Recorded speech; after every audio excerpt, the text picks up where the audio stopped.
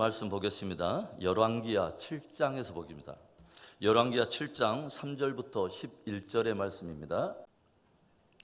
성문 어귀에 나병 환자 4사람이 있더니 그 친구에게 서로 말하되 우리가 어찌하여 여기 앉아서 죽기를 기다리랴.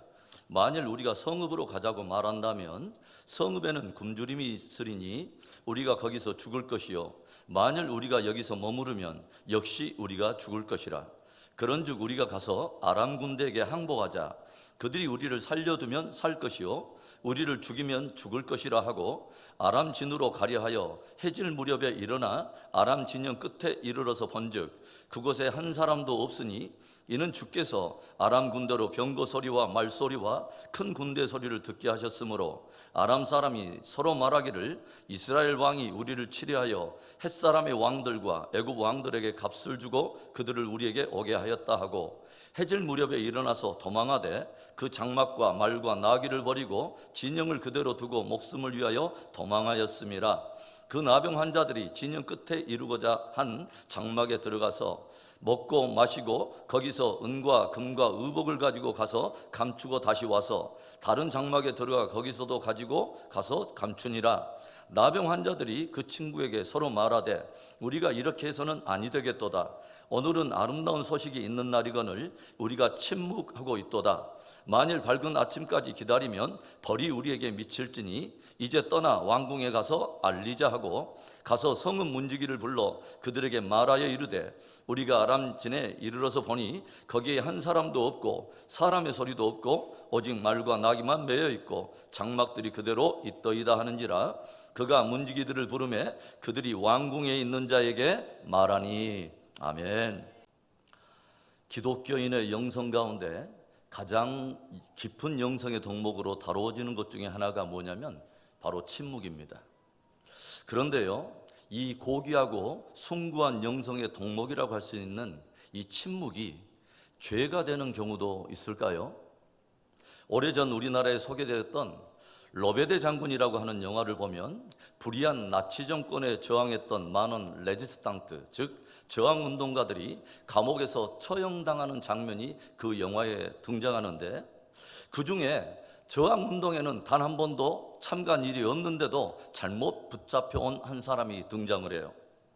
그 사람은 다른 모든 사람이야 저항운동에 한번 참여했다가 붙잡혀 왔기 때문에 처형당하는 것이 너무도 마땅할지 모르지만 자기는 그런 일에는 아예 관심도 없고 그저 장사나 하면서 하루하루 돈벌이하며 살다가 그렇게 잘못 붙잡혀 왔기 때문에 그들과 함께 내가 처형당하는 것은 지극히 부당하다고 고래고래 소리를 질러요. 나는 아무 일도 하지 않았습니다. 나는 단 한 번도 저항운동에 참여해 본 적이 없어요. 그런데 내가 왜 저 사람들과 똑같이 함께 취급을 당하며 그렇게 부당하게 죽임을 당해야 한다는 말입니까? 이때 그의 옆에서 처형을 기다리던 한 사람이 물끄러미 그 장면을 지켜보다가 조용히 그에게 다가와서 귓가에 이런 말을 들려줍니다. 당신이 지금까지 아무 일도 하지 않았다는 것, 바로 그것이 잘못이요. 5년이나 전쟁이 계속되어 가면서 수백만의 사람들이 피땀을 흘려가며 죽어가고 있고 수많은 도시들이 파괴되어서 이제는 조국과 민족이 멸망 직전에 놓여 있는데 왜 당신은 지금까지 침묵하며 아무 일도 하지 않았소? 그것 하나만으로도 당신은 죽어 마땅하오. BC 600년경 엘리사 선지자가 이스라엘의 예언가로 활동하고 있을 때 이웃나라인 아람의 왕인 베나닷은 이스라엘을 여러 번 공격해 보지만 번번이 실패하게 됩니다. 그러던 중에 베나닷은 이제 모든 아람 군대를 총동원해서 마지막 승부수를 던지는데 그것은 막대한 병력을 몰고 들어가서 이스라엘의 수도인 사마리아 성을 공격하고 성을 완전히 포위하여 저들의 보급로와 출입하는 모든 길들을 다 막아버리고 스스로 손을 들고 항복하여 나올 때까지 기다리는 소위 고사작전을 펼친 것입니다. 군사력이나 병력 그리고 무기로다 전혀 아람과는 비교가 되지 않는 이스라엘은 이제 서서히 사마리아 성 안에 완전히 갇혀서 어찌할 방법이 없이 저들이 펼치는 고사작전에 휘말리게 되고 시간이 점점 흘러갈수록 처참한 현상들이 성 내에서 일어나게 되죠. 무엇보다도 외부로 통하는 모든 길이 차단되고 보급로가 차단되면서 성 안의 양식이란 양식은 다 끊어져 버리고 백성들은 이제 나귀 뼈다귀까지 삶고 또 삶아 보지만 저들의 줄인 배를 채우기에는 너무도 턱없이 부족했습니다. 급기야 저들 가운데 어떤 부모들은 오늘은 나의 아들, 내일은 당신의 아들 돌아가면서 자식을 잡아서 삶아 먹는 처참한 상황까지 그 성 안에서 일어나게 되죠.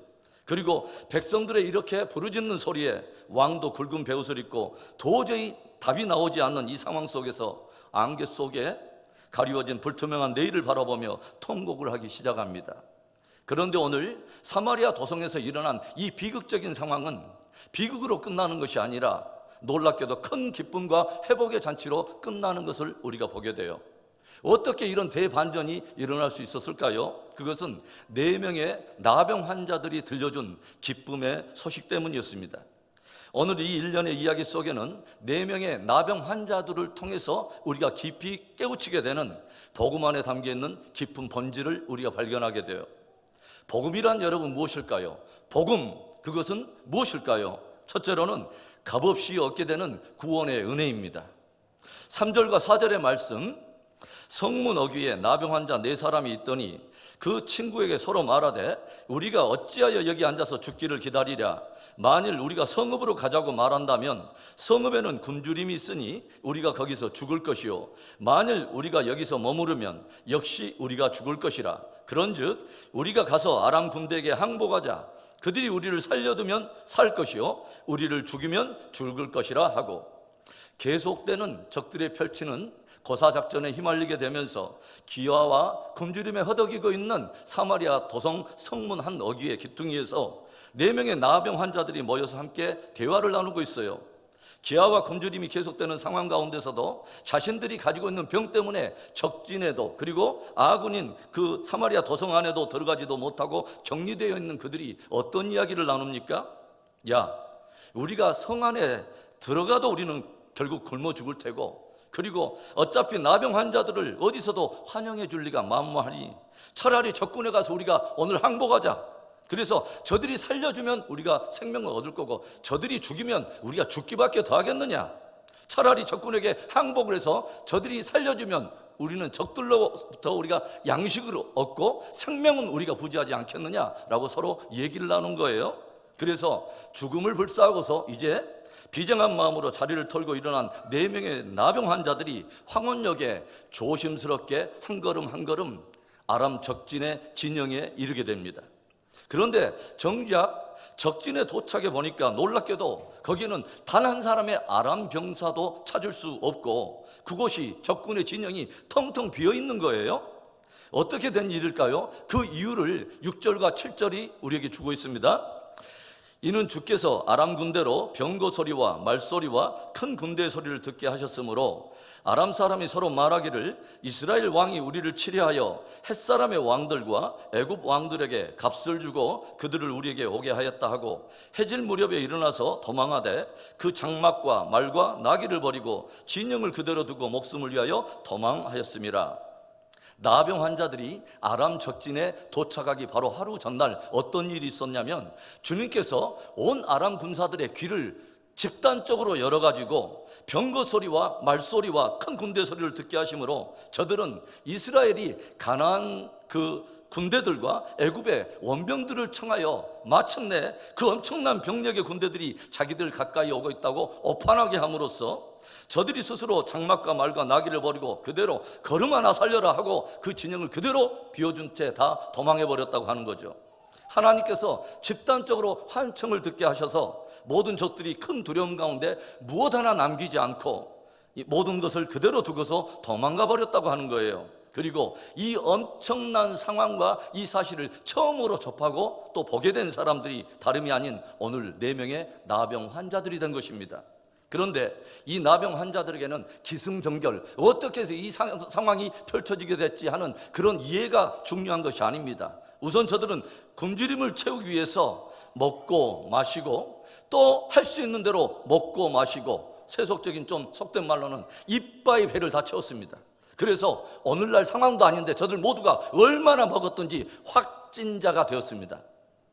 그리고 또 무엇을 합니까? 배부르고 등 따스니까 이제는 무엇을 해요? 이제는 텅 빈 장막들에 들어가서 은과 금과 각종 의복들을 챙겨서 숨길 수 있는 만큼 또다시 짱받고 숨기고 또 감추고 취해서 원없이 자기들의 소유를 챙겼어요. 이스라엘의 진영에서도 적진에서도 단 한 번 사람 취급받지 못했던 나병 환자들이 단 한 번도 내 생애에 이런 황홀한 상황이 벌어질 수 있을까 한 번도 상상하지 못했던 엄청난 그런 상황에 직면하면서 상상할 수 없는 분복을 누리게 되었다고 하는 거예요. 저들이 적들과 싸워서 저들이 지금 취하고 있는 것이 아니에요. 저들이 노력해서 얻은 것이 아닙니다. 이미 하나님께서 이기신 그 싸움으로 인해서 저들은 가서 전리품만 취하게 되었다고 하는 거죠. 말 그대로 값없이 얻게 된 놀라운 구원의 은혜였습니다. 바로 이것이 복음의 본질인 것입니다. 우리 성도들이 얻게 된 구원이 어떤 구원이에요? 사단이 모든 인류를 사로잡아서 그 아래 복종시켰던 죄와 사망의 모든 권세를 사람의 힘으로 싸워서 이길 수 있는 것이 아닌 바로 그 모든 것을 예수님께서 십자가로 다 깨버리시고 예수님께서 이기신 그 승리를 우리가 취했다고 하는 거죠. 도저히 죄인된 우리에게는 날 수 없는 엄청난 정말 말 그대로 은혜였습니다. 에베소서 2장 8절과 9절의 말씀 우리 한 목소리로 읽습니다. 너희는 그 은혜에 의하여 믿음으로 말미암아 구원을 받았으니 이것은 너희에게서 난 것이 아니요 하나님의 선물이라. 행위에서 난 것이 아니니 이는 누구든지 자랑하지 못하게 함이라. 죄인들 스스로는 도저히 만들어낼 수 없는, 도저히 이루어낼 수 없는 바로 그것을 하나님께서 그 아들 예수 그리스도를 기꺼이 십자가에 내어주심으로 모든 죄의 값을 담당하게 하시고 이제 저가 사흘 만에 사망의 모든 권세를 깨버리고 부활하심으로 인해서 저를 믿는 자마다 멸망치 않고 영생을 얻게 되는 그 복음으로 확증하셨다고 하는 거죠. 나병 환자와 같이 도저히 회복될 수 없는 저주받은 죄인들이 하나님께서 그 아들을 통하여 이겨내신 그 승리의 구원을 취하고 생명을 누리게 된 자들이 되었다고 하는 거예요. 우리가 그리스도 예수 안에서 우리가 승리하게 된, 또 우리가 취하게 된 승리의 전리품들이 무엇입니까? 자녀의 영적 권세입니다. 자녀의 영적 권세를 우리가 가지고 보좌 앞에 이제 나가서 하나님과 원수된 관계가 아닌 하나님과 부자, 아버지와 자녀의 관계 속에서 하나님께 나아가서 친밀함의 기쁨을 함께 누리는 놀라운 존재가 되었다고 하는 거죠. 그뿐만 아니에요. 성령의 은사와 능력이 함께 참여하는 자가 되고 놀랍게도 하늘의 영원한 기업을 미리 준비하고 그것을 소유하는 자들이 되었다고 하는 거죠. 하늘의 부름 앞에 감히 하늘의 대사가 되고 영광의 왕 계신 주님의 동역자들이 되었다고 하는 놀라운 이 우리의 새로운 정체성, 얼마나 놀라운 은혜입니까? 죽을 수밖에 없는 자들이 그리스도 예수 안에 있는 놀라운 승리를 발견하게 되고 그 승리를 취하는 그 영광을 우리가 소유하게 되었다고 하는 거죠. 사랑하는 성도 여러분, 오늘 여러분은 정말 그 승리를 발견하셨습니까? 그리고 그 놀라운 승리의 전리품들을 여러분은 누리고 살고 계십니까? 그리스도 예수 안에 있는 놀라운 그 복음, 그 놀라운 승리의 은혜를 취하며 풍성하게 누리게 되는 그 은혜가 있기를 주의 이름으로 축원합니다. 4명의 나병 환자들을 통해서 우리가 깨닫게 되는 복음의 중요한 본질 무엇일까요? 복음, 둘째로 반드시 전해야 될 생명의 소리입니다. 9절의 말씀, 나병 환자들이 그 친구에게 서로 말하되 우리가 이렇게 해서는 아니 되겠다. 오늘은 아름다운 소식이 있는 날이거늘 우리가 침묵하고 있도다. 만일 밝은 아침까지 기다리면 벌이 우리에게 미칠지니 이제 떠나 왕궁에 가서 알리자 하고, 텅텅 비어있는 적진에서 4명의 나병 환자들은 정말 자기들의 평생에 가장 황홀한 최고의 시간을 보내면서 모든 전리품들을 취해서 먹고 마시고 감추고 가득 쌓으면서 그렇게 지냈습니다. 그런데 그렇게 승리와 축복과 은혜에 취해서 기뻐하던 나병 환자들이 갑자기 저들의 얼굴이 어두워지더니 큰 두려움 속에서 그제야 문득 생각해낸 것이 있습니다. 무엇입니까?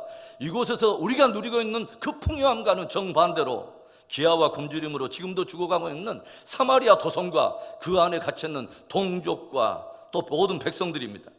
적들이 펼치고 있는 그 고사작전에 휘말리면서 계속해서 죽어나가고 있는 동족들이 그때서야 생각이 났다고 하는 거죠. 그러자 서로 말을 해요. 야, 우리가 도대체 지금 뭐하고 있는 거냐? 온 동족들이 살 수 있는 이 놀랍고도 기쁨의 소식이 우리 가운데 있는데, 우리만 그 풍요함을 누리고 그 축복과 은혜를 누리고 오늘날 우리가 잠잠히 있도다. 야, 지금 겁간에 죽어가는 사람들이 얼마인데 오늘 우리의 침묵이 결코 선하지 못하도다. 이 시간에도 죽어가고 있는 동족들이 있는데 내일 아침까지 우리가 입을 닫고 침묵하고 있다면 이거야말로 큰 벌을 받을 일이 아니냐. 빨리 가서 이 기쁨의 소식, 이 생명의 소식을 왕궁에 전해주자. 나병 환자들은 자기들의 생에 찾아온 최대의 축복을, 최대의 은혜를 누리는 것을 잠시 보류하고 이제는 저 사마리아 도성에서 죽어가는 동족의 생명을 살리기 위해서 힘껏 뛰어 달려갑니다. 은혜를 뛰어넘어서 이제는 사명으로, 축복을 뛰어넘어서 이제는 나눔으로, 기쁨을 뛰어넘어서 이웃의 생명을 위해 뛰어간 것이죠. 그리고 성문지기에게 자기들이 경험했던, 자기들이 지금 누려왔던 모든 축복의 기이한 소식들을 다 들려줘요. 그러자 그 문지기는 위에 있는 관료들에게 이 소식을 알리고 마침내 왕이 그 모든 소식을 알게 되죠. 그리고 온 사마리아 도성에 놀라운 생명의 기쁜 소식이 퍼지기 시작합니다. 나병 환자들이 자기들이 발견하게 된, 그리고 자기들이 풍성하게 누리게 되었던 그 축복과 생명과 풍성함의 소식을 전해주면서 온 사마리아 도성이 다 생명으로 살아나게 되었다고 하는 것이죠. 4명의 나병 환자들을 통해서 우리가 알게 되는 이 복음의 본질은 값없이 얻게 되는 은혜, 그리고 또 하나, 바로 그 복음은 이제는 누군가에게 반드시 전해야 될 생명의 소리라고 하는 것이죠. 지난 수요예배 때 제가 여러분에게 이런 이야기 하나를 들려드렸어요. 독일의 한 신학교에서 있었던, 실제 설교학 시간에 있었던 사건입니다. 학생들이 한 명씩 돌아가면서 순번대로 설교를 하면 그 후에 나머지 다른 학생들이 그 설교에 대해서 평가를 해보고 최종적으로 교수님이 그것을 평가하여 점수를 매기게 되었는데, 한 수강생이 덩치는 제법 큰데 말을 더듬는 그런 어수르게 보이는 한 학생이 있었어요. 그런데 이 한 학생이 자기 차례가 되어서 강단에 딱 오르자 모든 교수님과 또 학생들의 시선을 한 몸에 이렇게 받게 되면서 더군다나 두려워하고 늘 많은 사람을 어려워하고 있는 바로 그 사람은 더욱더 주눅이 들었어요. 그리고 자기도 모르게 툭 튀어나오는 첫 마디가, 여러분, 오늘 제가 여러분에게 어떤 말씀을 설교할지 여러분은 알고 계십니까? 그러자 모든 학생들은 당연히 모른다고 고개를 가로저었어요. 그러자 그 학생이 버럭 또 우연히 툭 튀어나오는 말, 여러분이 모르는 것을 전도를 어떻게 알겠습니까? 하면서 강단을 내려와 버렸어요. 교수님은 화가 나서 다음 주 설교학 시간에 한 번 더 강단의 기회를 줄 텐데 그때도 이런 식으로 하면 학점을 줄 수 없다고 윽박질러요. 그러자 다음 주 설교학 시간에서 그 학생이 또 다시 강단에 오르게 되었습니다. 그 학생은 또다시 주눅이 들면서 또다시 동일한 말을 학생들에게 들려줘요. 여러분은 오늘 제가 어떤 설교를 할지 아십니까? 그러자 학우들은 서로 눈들을 찡긋찡긋하면서 모두 다 알겠다고 고개를 이렇게 끄덕였어요. 그러자 그 학생이 툭 하는 말이, 여러분이 이미 다 아신다고 하니 제가 굳이 다시 말할 필요는 없겠죠 하고 또 강단에서 내려가는 것입니다. 교수님은 아주 화가 나서 호통을 치며 말해요. 마지막으로 한 번만 더 기회를 줄 텐데 그런 식으로 하면 자네는 이번 학기에 낙제인 줄 자네는 알게나. 그래서 하는 수 없이 그 학생은 다음 시간에도 강단에 올라서게 되었어요. 그리고 모든 학생들은 그 수업 전에 미리 입을 맞췄습니다. 우리가 모른다면 지도 모른다고 하면서 내려가 버리고, 우리가 안다고 하면 아니까 말할 필요가 없다고 말하면서 또 내려가 버리니까 이번에 우리는 절반은 안다고 하고 절반은 모른다고 하고 우리 한번 해보자. 결국은 지가 설교하게 되지 않겠느냐 하고 서로 학생들이 짰어요. 예상했던 대로 그 학생은 또다시 주눅이 들면서 묻습니다. 여러분은 오늘 제가 어떤 설교를 할지 아십니까? 그러자 학생들은 미리 짜는 대로 절반은 고개를 끄덕이고 절반은 고개를 가로저었어요. 그러자 이 학생이 그 상황을 보면서 잠시 당황해 하더니 이 학생이 이런 말을 하는 거예요. 여기에 제가 보니까 아는 사람도 상당히 있고 모르는 사람도 제법 있는 모양인데, 그렇다면 아는 사람이 아직 모르는 사람에게 알려주시기 바랍니다 하고 한마디를 하고 내려와 버리는 것입니다. 그 설교하게 벌어졌던 스캔들은 이렇게 다 끝이 났어요. 그런데 며칠 후에 신학교 교정에 들어서는 큰 돌에는 이런 글귀가 새겨져 있었습니다.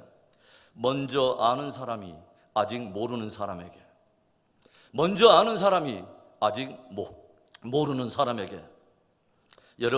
여러분은 예수 그리스도에 관한 복음을 아십니까?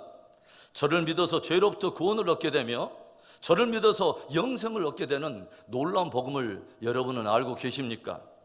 그렇다면 이제 그것을 아직 모르는 사람, 그것을 몰라서 사마리아 도성에서 고사작전에 휘말리면서 계속 죽어가는 사람들처럼 아직도 복음을 듣지 못해서 사단에 매여서 지옥을 향해서 걸어가고 있는 우리의 이웃을 위해서 생명의 복음을 전할 수 있는 은혜가 있기를 축원합니다.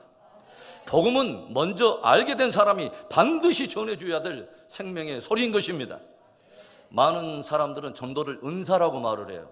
그래서 특별한 은사를 받은 사람만이 전도할 수 있다고 많은 사람들이 이해를 해요. 아닙니다. 여러분, 따라서 해봅시다. 전도는 은사가 아니라 주님의 명령이다. 전도는 우리 모든 성도들이 순종해야 될 주님의 명령인 것입니다. 왜 하나님께서는 직접 영혼들로 하여금 스스로 돌아오도록 하지 아니하고 반드시 누군가를 보내서 복음을 증거하게 하실까요? 왜 하나님께서는 천사를 보내서 직접 보내지 않고 꼭 사람을 통해서 사람의 언어로 꼭 복음을 증거하게 하시는 것일까요? 우리는 그 이유를 알 수는 없어요. 그러나 확실한 거 하나는 이 전도는 하나님이 결정하신 방법이라고 하는 거죠. 그래서 하나님은 심지어 직접 예수 그리스도 당신의 아들까지 이 땅에 보내어 그분으로 하여금 진리의 복음을 들려주지 않습니까? 그래서 이 땅의 언어로서 우리들이 알아듣도록 진리의 복음을 전해주시지 않으셨습니까? 여러분, 속지 마십시오. 그리고 착각해서는 안 됩니다. 전도는 은사가 아닙니다. 주님의 말씀에 대한, 주님의 명령에 대한 우리의 순종을 필요로 하는 것입니다.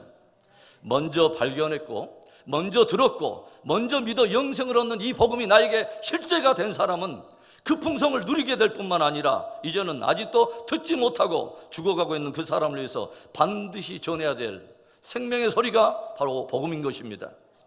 고린도전서 1장 21절의 말씀을 우리 한 소리로 읽겠습니다. 하나님의 지혜에 있어서는 이 세상이 자기 지혜로 하나님을 알지 못하므로 하나님께서 전도에 미련한 것으로 믿는 자들을 구원하시기를 기뻐하셨도다. 무슨 말입니까? 이 세상 사람들이, 자연인들이 스스로 하나님을 아는 지혜가 없고 스스로 알 수 있는 길이었다는 거예요. 그래서 하나님께서는 사람들이 보기에는 전도 미련해 보이는 것 같은 이 전도라고 하는 방법, 굳이 사람이 거기까지 가서 누구에게 전해줘야 하는 이 복음의 방법이 미련해 보이는데 바로 그 전도라고 하는 방법을 통해서 주님이 사람들을 구원하기를 기뻐하셨다는 거예요.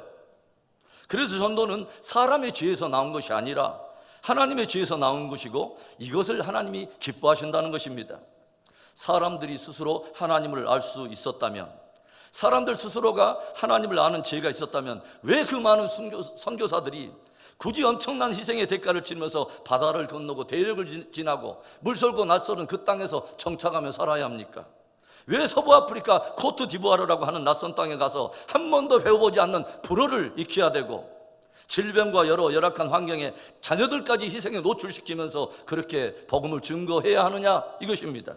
왜 18세기 말에 은둔의 나라 조선 땅, 아무도 알아주지 않는 그 땅에 기꺼이 그 많은 사람들이 6개월 동안 배를 타고 그곳에 배 타고 자녀들이 죽기도 하며 이 땅에 도착하자마자 핍박을 받으면서 죽는 그런 희생을 감당하고 기꺼이 이 땅을 찾아 주었냐 하는 거예요. 저들이 스스로 하나님을 알 수 없고 저들 스스로 구원의 길을 발견할 수 없기 때문입니다. 그래서 저들이 스스로 하나님을 알 수 없었기 때문에 하나님께서는 당신의 사랑하는 종들을 통해서 그 땅을 밝게 하시고 그들의 언어로 그 복음을 증거하게 하셨다고 하는 거죠. 여러분, 전도는 하나님의 명령입니다. 전도의 방법이 영혼들이 믿어 구원 얻게 되는 하나님께로부터 나는 지혜인 것입니다. 그리고 적어도 저와 여러분도 그런 전도자들, 그런 익명의 어떤 선교사들의 기꺼운 희생으로 인해서 이 땅이 복음화된 그 하나의 축복된 승리의 정리품들을 우리가 취함으로 우리가 구원을 얻게 된 사람인 것을 결코 잊지 말기를 바랍니다. 복음의 빚을 지고 있는 것입니다, 여러분. 먼저 아는 사람은 그 복음을 반드시 전해주어야 합니다. 그리고 그것이 적어도 생명과 직결된 일이라면 더 이상 놓칠 수 없는 긴박한 일이 되는 거죠. 어제는 제가 예전에 한국에 약 30년 전에 머무를 때 처음으로 주례를 해주었던 형제와 자매가 가정을 이루고 그 자녀들을 데리고 왔어요. 그리고 또 한 자매가 또 가정을 이루어가지고 두 딸을 데리고 함께 방문을 했습니다. 좋은 교제를 나눴어요. 제가 주례했던 그 결혼한 형제 자매는 선교사입니다. 오랜 텀을 사역지에서 사역하다가 코로나 상황 때문에 들어왔는데 공중길, 하늘길이 막히면서 이곳에서 줌으로 이제 제자들을 양육하고 있더라고요. 그런데 그 두 가정이 저에게 그런 말이에요. 목사님, 저희는 지금까지요 우리 두 가정이 함께 해가지고 한 달에 한 번씩 무엇을 하냐면요, 다리가 연육되어 있지 않는 그 낙도, 조도라든가 아니면 하태도 이런 데 가서 한 달에 한 번씩 우리 자녀들을 데리고 가서 전도 여행을 합니다. 그리고 우리가 전도할 때 이러이러한 일들이 있더라고 하면서 영혼을 취한 그 기쁨을 저에게 나눠주는데 얼마나 기쁜 도전이 되는지. 성도 여러분, 예수 그리스도를 믿어 영생을 얻게 되는 이 복음을 아직도 믿지 않는 이웃과 세상에 반드시 전하는 저와 여러분 되기를 주의 이름으로 축원합니다. 4명의 나병 환자들을 통해서 깨닫게 되는 복음 안에 담겨있는 깊은 본질이 무엇일까요? 마지막 세 번째로는 듣는 이들을 살릴 수 있는 기쁨의 소식입니다. 듣는 이들이 살아나는 기쁨의 소식, 이것이 바로 복음입니다. 4명의 나병 환자들이 먼저 발견했고 누렸고 전해준 그 소식으로 인해서 이제 사마리아 도성에 어떤 일이 일어납니까? 문지기가 듣고서 관료들에게 말하고 관료들이 전해서 마침내 알게 된 왕, 저들은 모두 그 사실의 어떤 진리를 파악한 후에 모든 백성들에게 이를 알려서 하나님께서 쌓으신 그 승리의 전리품들을 모두가 가서 함께 취하며 함께 살아나도록 그렇게 축복한 것입니다. 그래서 그 승리의 전리품들을 저희들이 취하면서 저들이 다 배불리 먹고 함께 생명으로 살아났다고 하는 것이죠. 사망의 도성이 생명의 도성으로, 슬픔과 애통의 도성이 기쁨과 희락의 도성으로 변한 것입니다. 복음이 무엇일까요? 듣는 이들이 생명으로 살아나는 기쁨의 소식입니다. 오늘 등장하는 나병 환자들은 이제 자신뿐만이 아니라 자신들이 생명과 축복과 풍요함을 누릴 뿐만 아니라 이제 그 축복과 생명을 이웃에게 나누는 생명과 구원의 통로로 쓰임을 받게 되었다고 하는 거죠. 하나님께서는 온 이웃과 세상을 살릴 생명의 기쁨의 소식을 교회와 성도들에게 맡기셨습니다. 그래서 이것을 우리는 The Great Commission, 대위탁, 대위명령이라고 말을 하죠. 증인의 사명을 맡겨주신 거예요. 여러분, 복음에는 양면성이 있습니다. 이것을 늘 우리는 기억해야 돼요. 무슨 말입니까? 하나님께서는 저와 여러분을 구원의 대상 그리고 축복의 대상으로 부르셨어요. 이게 복음의 반쪽 면입니다. 그리고 나머지 반쪽 면은 저와 여러분을 복음의 통로, 구원의 통로, 축복의 통로로 또한 부르셨습니다. 이것이 복음이 가지고 있는 양면성이에요. 아브라함을 불러서 구원과 축복을 누리고 하나님과의 교제의 풍성함을 누리도록 부르셨는데 마지막 주님의 그 축복과 은혜의 마지막 파이널 골, 축복이 향하는 방향성을 주님은 분명히 말씀하세요. 너와 내 후손을 통하여 천하 만민이 복을 받게 하려 하심이라. 오늘 4명의 나병 환자들이 만일 자신들에게 온 이 절호의 찬스와 축복과 이 은혜에 본인들만 반응한 것으로 그쳤다면 저들은 말 그대로 마음껏 먹고 마음껏 감추고 마음껏 싸고 그렇게 살았을 거예요. 그리고 그들이 그렇게 즐기고 누리는 매 순간순간마다 사마리아 도성에서는 끊임없이 사람들이 실려 나갔을 거예요. 무엇 때문에요? 저들의 침묵 때문에. 저들의 침묵 때문에. 오늘 이 이야기 속에는 하나의 큰 위기가 있다고 하는 것을 우리는 도전을 받게 돼요. 바로 침묵의 위기. 침묵도 과연 죄가 될 수 있는가? 4명의 환자들이 저들이 취한 은혜와 풍요와 축복에만 머무르고 그 축복된 생명의 기쁜 소식을 전하지 않고서 침묵을 했더라면 어떤 일이 일어나게 되었을까요? 사마리아 도성의 사람들은 그 축복의 기쁜 현장이, 그 축복의 놀라운 은혜가 자신들에게 있다는 것을 상상도 한번 해보지 못한 채 계속해서 죽음으로 실려 나갔을 거예요. 성경은 먼저 아는 사람이 전하지 않음으로 인해서 아직 듣지 못하는 사람이 죽게 된다면 그 침묵은 충분히 죄가 될 수 있다고 성경은 경고하고 있습니다. 그것이 한 사람의 생명과 직결된 문제라면, 하나님이 온천하보다 더 소중하게 여기는 한 영혼에 대한 깊은 그 관계에 있는 문제라면 충분히 그럴 수 있다고 성경은 우리에게 경종하여 들려줘요. 그래서 사도 바울이 무엇을 말합니까? 내가 복음을 전하지 않는다면 부득불 내게 화가 있도다 라고 선언을 하고 있다고 하는 거죠. 예전에 제가 읽었던 책 가운데 이런 이야기를 접했는데 그 이야기가 늘 새록새록 제 마음속에 울려나요. 한 노인이 매일 바닷가에 나가서 바닷가에 헤아릴 수 없이 널브러져 있는 불가사리 가운데 몇 마리를 주워다가 계속해서 바다에다 던져주는 일을 해요. 몇 마리 바다에 던져준다고 뭔 상황이 크게 달라지겠어요? 별로 티도 안 나는 그런 일을 그렇게 매일처럼 하고 있는 거예요. 그러자 이 노인의 모습을 바라보던 한 젊은이가 가까이 와서 노인에게 이렇게 묻습니다. 할아버지, 이 바닷가에는 헤아릴 수 없는 불가사들이 있고 매일처럼 때를 이루어서 널브러져 있는 것이 다 불가사리 때들인데 뭐하러 이렇게 별 티도 안 나는 일을 매일처럼 나가서 수고를 하십니까? 그러자 그 할아버지가 젊은이의 눈을 정면으로 응시하면서 이렇게 말을 해요. 그럴 수도 있지. 태도 안 나는 그런 정말 무의미해 보이는 일일 수도 있지. 그러나 정작 그 한 마리 불가사리에게는 삶과 죽음이 결정될 만한 아주 중요한 일이 될 거야. 정말 그 한 마리 불가사리에게는 생명이 왔다 갔다 하는, 생명이 좌지우지되는 아주 중요한 일이 되겠지. 우리가 복음을 듣고서 그 복음이 나를 생명으로 인도하고 영원한 형벌에서 나를 구속하여 생명을 얻겠다고 하는 이것이 성령으로 깨달아 나의 복음으로 실제가 되어버린 사람, 그 사람의 영혼의 전율하는 감동과 감사가 뭐예요? 바로 내가 그 복음을 들었다는 거예요. 그리고 그 복음을 내가 믿었다는 거예요. 그리고 내가 그 복음 때문에 생명을 얻었다는 거예요. 다름 아닌 바로 내가 말입니다. 바로 내가. 나에게는 그 복음의 사건이 그 무엇에 견줄 수도 없는 나의 생명을 좌지우지하는 굉장히 중요한 귀한 소식이었다고 하는 거죠. 그런데 여러분, 내 스스로 믿은 거 아니에요. 그 누군가가 그 복음을 전해준 거예요. 분명히 내게 그 복음을 전하고 깨우쳐준 그 누군가가 있었다고 하는 거죠. 불가사리를 주워다가 다른 사람은 다 몸이 건조해 보이는 별로 티도 안 나는 일이라고 그렇게 다 체념해버린 나를 누군가가 관심을 가지고 내 영혼을 마치 불가사리를 바다에 던져두듯이 내 영혼을 붙잡아다가 예수 그리스도의 은혜에 던져준 소중한 누군가가 있었다고 하는 거예요.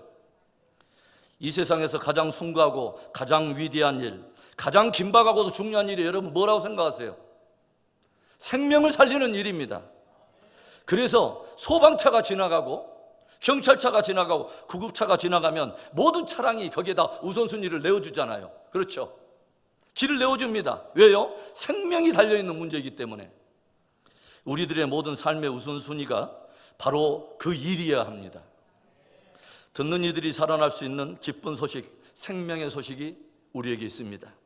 여러분, 복음을 전할 수 있기를 바랍니다. 축복을 넘어서 이제는 나눔으로, 은혜를 뛰어넘어서 이제는 비전과 사명으로, 기쁨을 뛰어넘어서 이제는 생명으로 나아가는 복된 저와 여러분이 될 수 있기를 바랍니다.